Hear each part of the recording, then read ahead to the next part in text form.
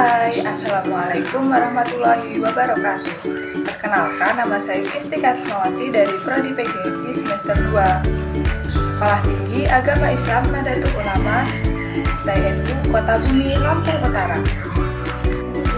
Pada video kali ini, saya akan membahas materi bahasa Arab tentang kriteria bahasa Arab, pendekatan dalam pembelajaran bahasa Arab di SD ataupun MI, metode pembelajaran di SD ataupun MI, media pembelajaran di SD ataupun MI, pembelajaran bahasa Arab di SD maupun MI. Lalu kemudian, pembelajaran menyimak ataupun istimak, pembelajaran keterampilan berbicara, pembelajaran keterampilan membaca, pembelajaran keterampilan menulis, perangkat pembelajaran bahasa Arab, dan yang terakhir, kurikulum merdeka. Bahasa Arab memiliki karakteristik yang unik dan universal. Dikatakan unik karena bahasa Arab memiliki ciri khas yang membedakannya dengan bahasa lainnya. Sedangkan universal berarti adanya kesamaan nilai antara bahasa Arab dengan bahasa lainnya. Karakteristik universalitas bahasa Arab antara lain dapat diuraikan sebagai berikut. Yang pertama, sistematis, artinya bahasa Arab juga memiliki aturan-aturan khusus. Komponen subsistem bahasa Arab bekerja secara sinergis dan sesuai dengan fungsinya. Komplit, maksudnya bahasa itu memiliki semua perangkat yang dibutuhkan oleh masyarakat pemakai bahasa itu ketika digunakan untuk sebagai alat komunikasi dalam berinteraksi dan bersosialisasi antar mereka. Lalu kemudian pendekatan pembelajaran bahasa Arab. Pendekatan dalam pembelajaran bahasa dapat dikatakan sebagai seperangkat kegiatan yang saling berkaitan dan berhubungan dengan sifat bahasa serta pengajaran bahasa. Lalu kemudian, pendekatan-pendekatan dalam pembelajaran bahasa Arab antara lain pendekatan formal, al-madkhal al-rasmi, lalu pendekatan fungsional, al-madkhal al-wazifi, pendekatan integral, al-madkhal al-mutakamil, dan yang terakhir, pendekatan sosiolinguistik. Strategi pembelajaran bahasa Arab.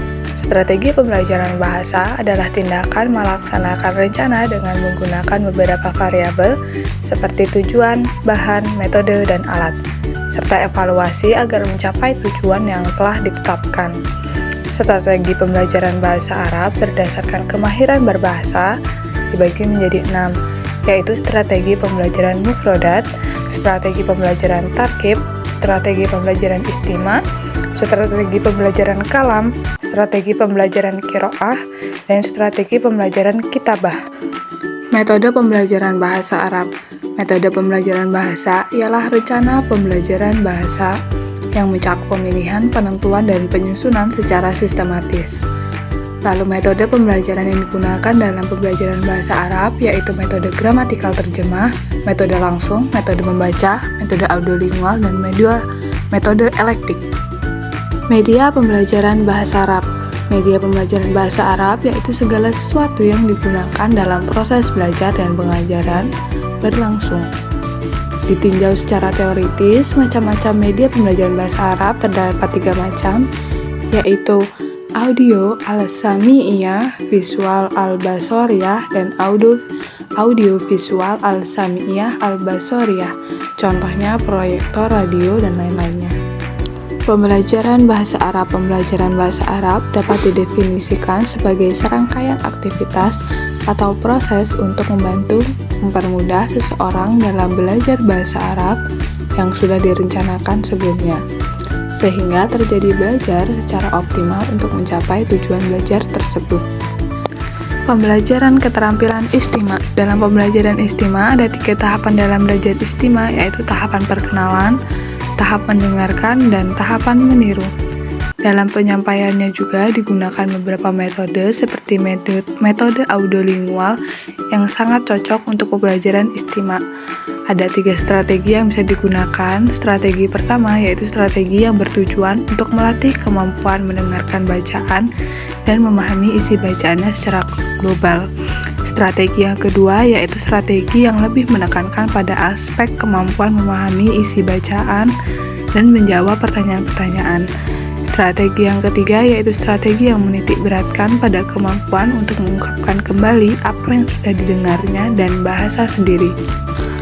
Pembelajaran keterampilan berbicara.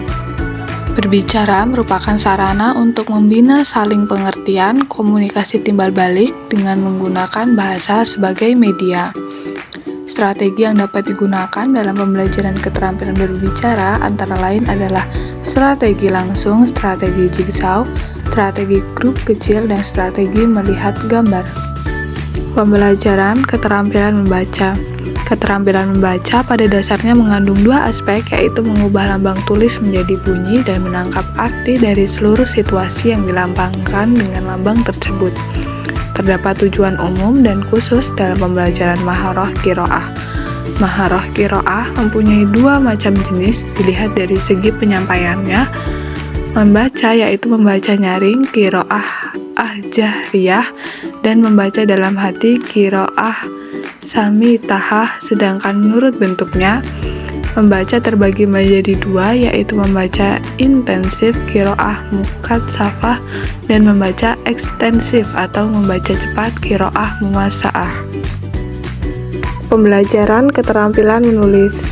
Keterampilan menulis bahasa Arab tergolong keterampilan yang sulit dalam pembelajaran bahasa Arab, salah satunya dalam belajar imla. Mempelajari imla adalah salah satu cara untuk mengembangkan keterampilan menulis. Materi pelajaran imla yaitu di mana seorang guru mendikte teks bacaan berbahasa Arab dengan suara yang jelas dan keras sebanyak 2-3 kali. Tujuan pembelajaran kitabah secara umum adalah: yang pertama, menyalin bunyi huruf, kata, frasa, dan kalimat dengan memperhatikan ejaan dan tanda baca. Yang kedua, bercerita secara tertulis pesan yang terdapat dalam teks. Dan yang ketiga, mengungkapkan gagasan secara tertulis. Perangkat pembelajaran bahasa Arab. Mata pelajaran bahasa Arab merupakan suatu mata pelajaran yang diarahkan untuk mendorong, membimbing, mengembangkan, dan membina kemampuan serta menumbuhkan sikap positif terhadap bahasa Arab, baik reseptif maupun produktif. Sedangkan perangkat ajar bisa berupa bahan ajar, modul ajar atau RPP+, modul project, atau buku teks. Kurikulum Merdeka Belajar adalah inovasi dalam pendidikan Indonesia yang bertujuan untuk mengembangkan potensi dan minat belajar siswa. Kurikulum ini memberikan kebebasan kepada siswa dalam memilih minat belajar mereka, mengurangi beban akademik, dan mendorong kreativitas guru. Cukup sekian materi yang dapat saya sampaikan. Terima kasih atas perhatiannya. Saya akhiri. Wassalamualaikum warahmatullahi wabarakatuh.